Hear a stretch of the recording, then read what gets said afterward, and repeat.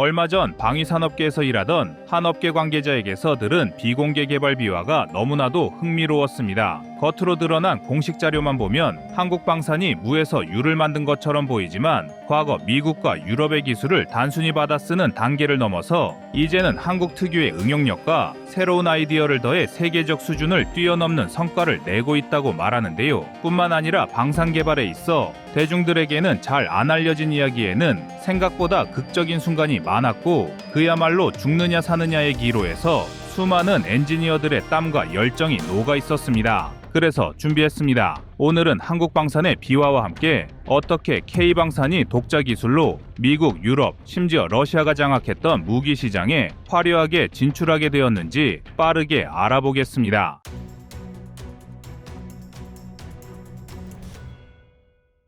먼저 자주포 이야기부터 시작해 보겠습니다. 1970, 80년대에 미국이 제공한 M1 자주포 기술로 시작됩니다. 이른바 M109 계열로부터 시작해 한국은 단순 카피에 그치지 않고 K55 자주포를 개발했습니다. 당시 국내 자주포 수요는 약 1040문 수준이었지만 K55는 국내 배치로 끝나지 않고 점차 개량의 개량을 거쳐 대량 양산 체계까지 확립했습니다. 게다가 이걸 발판으로 차세대 자주포 사업에 뛰어들면서 나온 결과물이 바로 K9 썬더입니다. 그럼 해외 수출된 K9 자주포 수출 계약부터 알아볼까요? 2001년 터키티로 프리트나 라이선스 생산 계약을 통해 약 450문 규모가 수출됐고 2017년 핀란드가 48문을 도입했습니다. 2017에서 2022년 노르웨이, 에스토니아, 호주, 폴란드 등 연이어 계약 체결하면서 K9 자주포는 현재까지 해외 총 800문 이상 수출 실적을 달성했습니다. 이처럼 K9의 존재감은 전 세계가 인정할 정도로 커졌습니다. 사실 몇 해 전만 해도 자주포는 미국, 러시아, 유럽 등 전통 강자들이 있는데 한국이 어떻게라는 의구심을 우리 국민들도 가졌을 정도였습니다. 그러나 155mm 52국 영장이라는 강력한 스펙과 최대 40km 이상 뻗는 사거리, 그리고 다른 자주포에서는 찾기 힘든 자동화 장전 시스템으로 인한 높은 발사 속도와 합리적인 가격까지 갖추면서 전 세계 자주포 시장의 스테디셀러로 자리 잡게 됐습니다. 이전까지 절대 강자였던 미군의 최신형 M109 A7 팔라딘과 비교하면 실전에서 K9이 보여주는 기동력과 사격 지속 능력은 상당히 우위를 가진다는 평가가 많습니다. 이 때문에 중동, 동유럽 국가들까지 K9에 주목하고 있으며 현재 K9 수출액은 매년 가파른 상승 곡선을 그리고 있습니다. 이 모든 시작점이 공여받은 기술을 단순히 복제하지 않고 응용해서 오히려 원본보다 나은 걸 만들어내자는 한국 특유의 정신에서 비롯된 것이라 해도 과언이 아닙니다. 이번에는 전차 이야기를 해볼 차례입니다. 한국의 첫 국산 전차라 할 수 있는 K1은 사실상 미군의 M1 에이브람스를 기반으로 해서 미니 에이브람스라는 별명이 있습니다. 당시 약 1027대가 양산되어 1990년대 후반까지 주력 전차로 자리 잡았습니다. 그런데 한국이 여기에 또 마개조를 걸어버립니다. 105mm 강선포를 탑재했던 K1을 업그레이드해 120mm 활강포를 단 K1A1을 개발한 것입니다. 이 때문에 사람들은 이제야 한국이 독일, 미국 전차 레벨을 따라잡는다고 인식하였습니다. 그런데 여기서 끝났으면 한국 방산 이야기가 이렇게 재밌어지지는 않았을 겁니다. K1 전차의 성공에 힘입은 한국은 K1A1에서 더 나아가 아예 독자적인 차세대 전차를 만들어보자는 시도가 이어졌고 그것이 바로 대망의 K2 흑표입니다. 이때 가장 놀라운 부분이 전차 포신입니다. 120mm 55국 영장이라는 초장포를 독자 개발에 달아버린 것인데요. 포 길이가 길어질수록 발사 에너지는 더 커지고 당연히 관통력도 상승하지만 그만큼 포신 강도와 반동 제어 기술은 비약적으로 어려워집니다. 그리고 탄약 개발까지 고려해야 하기 때문에 기술적 난제가 산더미처럼 쌓입니다. K2 흑표의 주포는 120mm 55국 영장 활강포이며 사거리는 K2탄 기준 최대 3km입니다. 또 시료 사거리에서 매우 높은 관통력 구현하는데요. 구체적인 수치는 기밀이지만 M1A2 셋 버전 2급 이상으로 추정되고 있습니다. 그리고 이런 시도가 성과로 나타나기까지 시행착오가 엄청났습니다. 사실 K2 흑표는 워낙 유명한 일화가 많습니다. 파워팩 국산화를 두고 정부, 기업, 연구소가 의견 충돌을 빚으면서 개발 일정을 최소 4, 5년 이상 잡아먹었고 그 사이에 수출 기회를 놓칠 뻔한 적이 여러 번 있었습니다. 하지만 다행히도 이런 우여곡절 끝에 완전 국산화를 이뤄냈는데요. 이 과정에서 발생한 비공개 개발 비화 중 하나를 말씀드리면 K2 시험 평가 중인 야지에서 엔진 출력 문제가 심각하게 터져나와 실제 운행 테스트 자체가 불가능해질 뻔했습니다. 이를 해결하기 위해 현장에서 국내 업체 엔지니어들이 사흘 밤낮으로 소프트웨어를 뒤엎고 부품 공차를 1 마이크로미터 단위로 재가공했는데, 이를 지켜보던 미군 참관단이 옛날 미군이 F-16 초창기 때 일했다며 한국이 조만간 기술 강국으로 우뚝 설 것이라고 놀라워했습니다. 또한 저런 열정과 집요함이 한국 방산의 원동력이라는 말도 덧붙였다고 합니다. 이런 열의를 바탕으로 한국은 작년부터 한국 전차 역사를 새로 쓰기 시작했습니다. 바로 폴란드가 K2 전차 180대 구매 계약을 진행하였는데, 여기서 더 놀라운 것은 폴란드가 K2 전차의 성능에 만족해 장기적으로 최대 800에서 1000대까지 도입하려는 계획을 추진하고 있어 전 세계를 놀라게 만들었습니다. 정량적인 데이터로도 확인해보면 한국 전차의 약진은 가파른 곡선을 그리고 있습니다. 해외 전차 수출액은 2021년까지 미미했던 수준이었으나 2022에서 2023년 폴란드 계약을 시작으로 최소 수조 원 규모로 전망되고 있는데요. 뿐만 아니라 현재는 폴란드 외에 중동 동남아에서도 수십 수백 대 단위 협상 진행 중인 것으로 알려져 있습니다. 이제 기갑 무기에서 벗어나 하늘을 가르는 미사일 이야기로 넘어가 보겠습니다. 미국의 M270 MLRS와 하이마스가 우크라이나 분쟁 등에서 엄청난 활약상을 보여주며 세계적 주목을 받았는데, 한국에도 이와 비슷한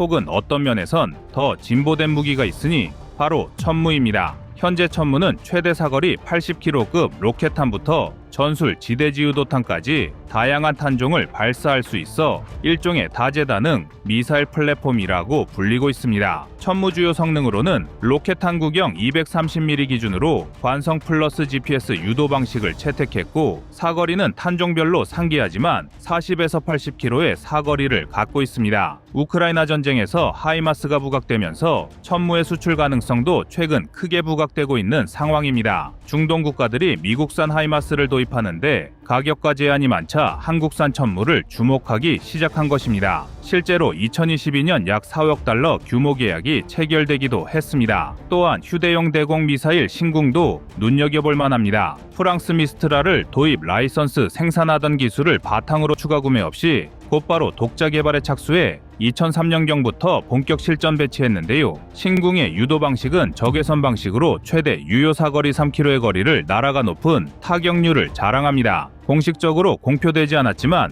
국내 테스트에서는 90% 이상 명중률로 알려졌습니다. 아무리 방산 선진국이라 해도 미사일 개통의 무기체계는 보통 10년 이상 걸리기 마련인데, 한국은 이런 과정을 5, 6년 정도로 크게 단축했다는 점에서 해외 전문가들도 놀라워하는데요. 그런데 해외에서 한국을 더 치켜 세우는 것은 중국처럼 어설프게 카피하다 망하는 게 아니라 오히려 원본보다 완성도를 높이는 사례가 더 많다 보니 한국을 신기하다고 바라보는 게 대부분입니다. 이제 다시 지상으로 눈을 돌려보겠습니다. BMP-3를 굴리며 러시아제 보병 전투차 경험을 쌓았던 한국은 그 데이터를 토대로 K-21 보병 전투차를 탄생시켰습니다. 전투 중량은 20톤을 훌쩍 넘는데도 물 위에서 추진력을 유지하며 6km/h 이상의 속도로 수상주행이 가능한데, 사실 이런 변종 장갑차는 전 세계 어디에서도 찾기 힘듭니다. 이 때문에 장갑차 주제에 수륙양용이라는 정말 파격적인 형태의 장갑차가 탄생했습니다.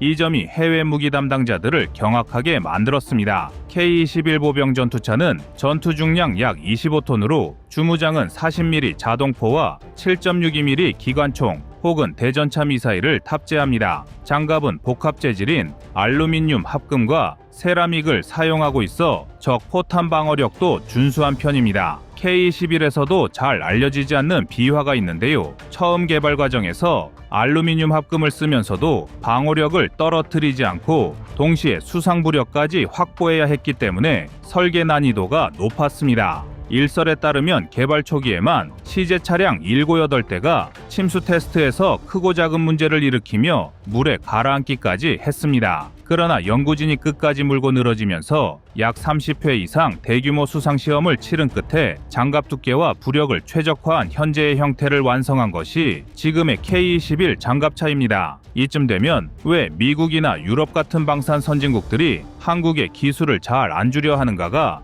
딱 와닿으실 겁니다. 각종 무기를 만들 때 조금만 스펙을 넘겨주면 한국은 10중 8구 그걸 바탕으로 더 개량해서 기존 시장을 잠식해버리니 그들도 당연히 기술 이전을 꺼리는 것인데요. 실제로 독일 라인메탈에서는 한국이 독일 측에 자문을 구하러 갔는데 오히려 너희가 더 잘 만들 텐데 뭘 굳이 협의를 하러 오느냐며 퇴짜를 놓은 것은 유명한 일화입니다. 이 말을 뒤집어 보면 이미 독일도 한국이 걸핏하면 기술을 받아 더 업그레이드 한다는 사실을 알기에 자사의 경쟁력이 떨어지는 걸 우려했을 것입니다. 그래서 이제는 우리가 단순히 동맹이니까 좀 더 기술을 열어주시라고 푸념만 할 수는 없는 상황이 된 것입니다. 무기 시장은 국가안보와 직결된 데다 엄청난 경제 이익이 걸린 장기 사업이니 어디든 경쟁자를 키우고 싶지 않은 게 당연합니다. 그럼 한국 방산 수출이 최근 얼마나 폭증하고 있는지 간단한 수치들을 한번 짚어보겠습니다. 한국 방산 수출액은 2016년 약 25억 달러,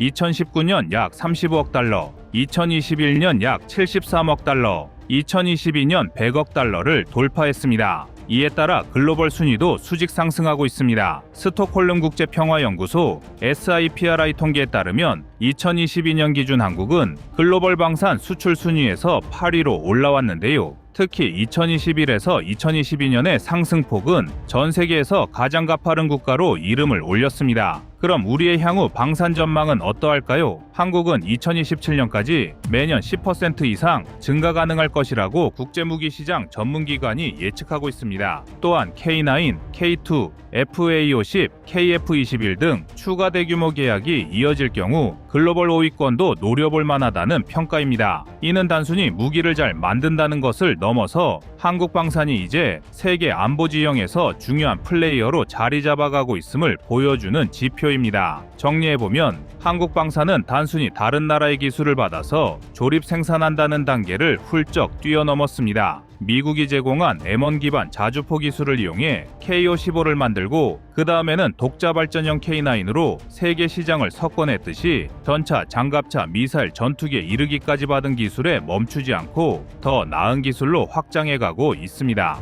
한국인 특유의 응용력이 핵심이라 할 수 있는데요. 이런 발전 속도는 세계가 인정할 수밖에 없고 그 결과 각종 수치가 뒷받침하듯 K방산의 글로벌 위상은 나날이 높아지고 있습니다.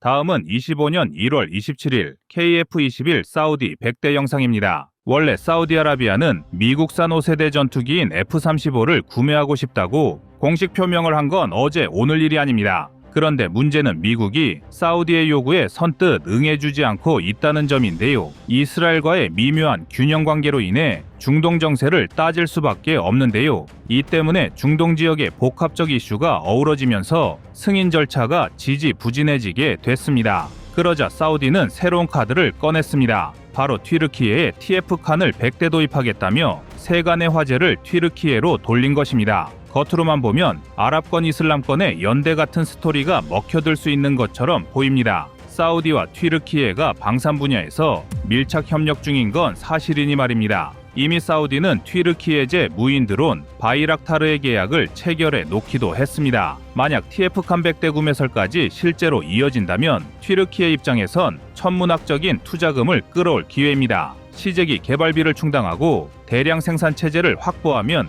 그 가격이 내려가 해외 시장에도 어필하기 쉬워질 가능성이 매우 커집니다. 하지만 현실은 만만치 않습니다. TF칸이 2024년 2월 첫 비행에 성공했다고는 해도 추가 시제기 제작 소식이 뜸하다는 점이 눈에 띕니다. 제대로 된 스텔스 성능과 미사일 운영 능력을 어느 정도 시점에 달성할지도 미지수이기 때문입니다. 반면 같은 시기 개발된 한국의 KF-21 보람에는 이미 성능을 꽤나 신뢰성 있게 보여주고 있는 상황인데요. 바로 여기서 사우디가 굳이 튀르키예 쪽만을 선택할까라는 회의론이 일어나는 이유입니다. 게다가 칸은 4.75세대, 또 KF-21도 4.75세대라는 말은 그냥 분류상의 편의일 뿐입니다. 차세대 전투기의 핵심은 스텔스인데요. 여기에는 탐지 은닉 능력과 항전 능력, 그리고 레이더 데이터 링크라는 게 정설입니다. 하지만 이 분야에서 한국은 독자 연구를 통해 상당 부분 실무를 입증한 상태입니다. 특히 KF-21은 지상 해상 공중 표적을 멀티 트래킹하는 레이더 시연을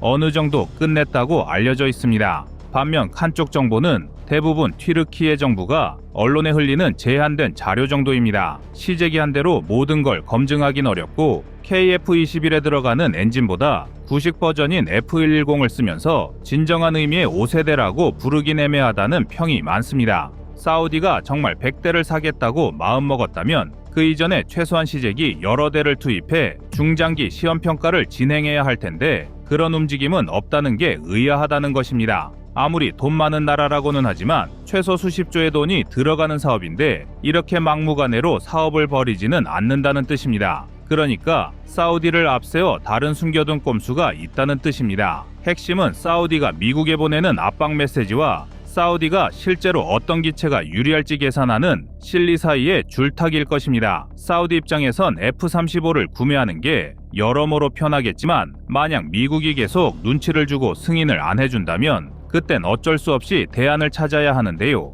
그런데 여기에는 선택지가 크게 두 군데가 있습니다. 먼저 튀르키예의 TF칸도 있고 한국의 KF-21도 존재하게 됩니다. 여기서 흥미로운 점은 아랍에미리트 역시 F-35 구매 계약을 중단한 후 KF-21 개발 참여 가능성을 검토하고 있다는 소문이 돌았다는 겁니다. UAE와 사우디아라비아는 깊은 군사동맹까지는 아니지만 중동 패권 구도에서 서로의 행보를 예의주시하는 사이입니다. 이 때문에 UAE가 KF-21에 관심을 보인다면 사우디가 가만히 있겠느냐는 추측이 당연히 나오는 이유이기도 한데요. 더구나 한국과의 방산협력은 이미 자주포, 전차, 훈련기 등 다양한 품목에서 꽤 괜찮다는 호평도 듣고 있는 상황이기 때문에 KF-21이 선택될 수 있다는 기대감도 상당히 높습니다. 그리고 누구보다 사우디가 중요시하는 건 기술 이전입니다. 우리가 100대를 사줄 테니 첨단 기술을 넘겨달라. 그리고 국내 생산 라인을 어느 정도 열어달라. 이런 구도를 만들면 사우디 자국 방위 산업을 한껏 끌어올릴 수 있습니다. 튀르키예도 이 점을 파악하고 있습니다. 그렇다면 이제 중요한 것은 정말 사우디가 정말 TF-칸 100대를 덜컥 계약할까?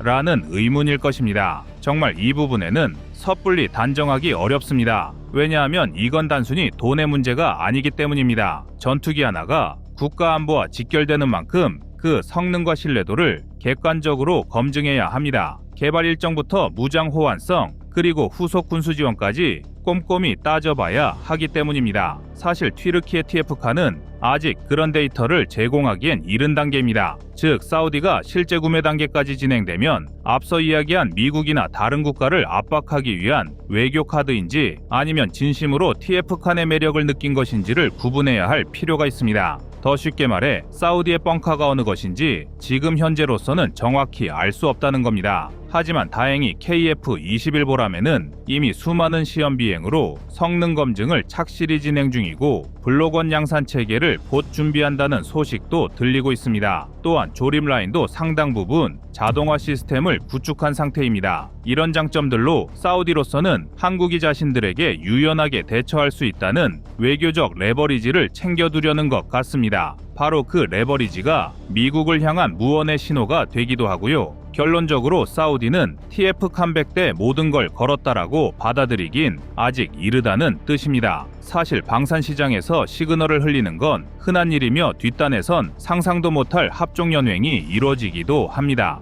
그러나 우리에게 중요한 건 이런 복잡한 지형 속에서도 KF-21의 잠재력이 재조명되고 있다는 사실입니다. 실제로 프랑스 군사 전문지에서도 KF-21이 라팔의 가장 강력한 경쟁자로 떠오를 것이라고 전망한 바 있습니다. 라팔은 이미 여러 국가에 수출된 베테랑 전투기지만 KF-21은 아직 신예이면서도 고성능을 지향한다는 점이 매력이라고 거론하고 있습니다. 물론 엔진이나 스텔스 성능, 완벽한 무장 통합 등 풀어야 할 과제도 있다고는 하지만 최소한 TF-칸과는 달리 개발이 진짜 진행 중이라며 자신들의 항공산업이 수년 이내 위기를 맞이할 것이라고 대비해야 한다고 보도합니다. 이번 포브스 기사는 어디까지나 추정일 뿐인 기사입니다. 하지만 사우디가 그 많은 돈을 어디에 어떻게 쓸 것인가는 사우디 왕실의 정치적 판단이 달린 문제일 것입니다. 사우디는 다른 국가들과 다르게 무기를 도입할 때 전투기 도입뿐만 아니라 파트너국에 대한 투자 무역, 외교적 우호 관계를 패키지로 묶어서 결정되기도 하는 경우도 종종 있습니다. 우리 역시 인도네시아가 KF-21 분담금을 안 내서 애를 먹었던 기억이 있듯이 중동권 큰손들은 우리가 예상 못하는 돌발 변수를 일으킬 수 있습니다.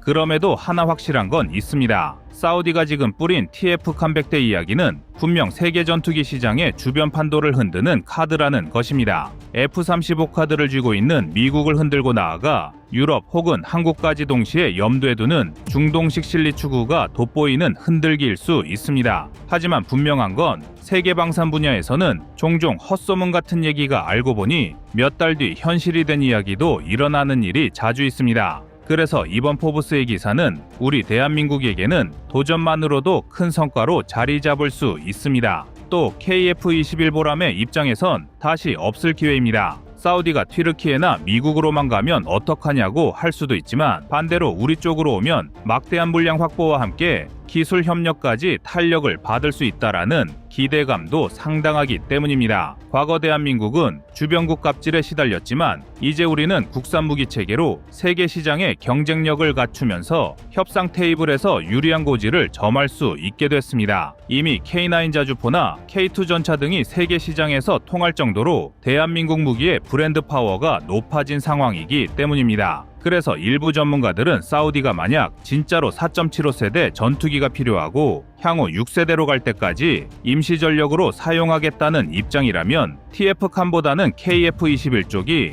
훨씬 안정적이지 않겠느냐고 말하는 전문가도 있습니다. 결국 사우디가 노리는 건 2030년대 중반까지의 안보 공백을 효율적으로 메우고 2040년대쯤 6세대 전투기로 갈아탈 브리지 전투기를 어떻게 조달하느냐의 문제라는 것인데요. 그래서 지금은 튀르키예의 TF-칸이 될지 대한민국의 KF-21 보라매가 될지 혹은 미국산 F-35를 끝내 얻어낼지 아무도 단언할 수 없습니다. 다만 단순 뻔한 협박용 카드로만 치부하기에는 주변 국가들이 워낙 만만치가 않습니다. 상황에 따라 진짜 계약서가 오갈 수도 있다는 이야기입니다. 때문에 우리 스스로 준비해야 할 일은 명확해졌습니다. 어떤 국가가 되든 KF-21을 달라 할 때 바로 대응할 수 있도록 양산 일정을 재정비하고 블록 업그레이드 로드맵도 구체화하는 것입니다. 그리고 지금처럼 미국이나 주변 강대국이 우리를 교란하려 해도 흔들리지 않을 국산 기술 역량을 확고히 다져놓는다면 KF-21 보람에는 세계에서 절대 가성비로 취급받지 않는 첨단 전투기로 자리매김할 것입니다. 이상 꺼리튜브였습니다.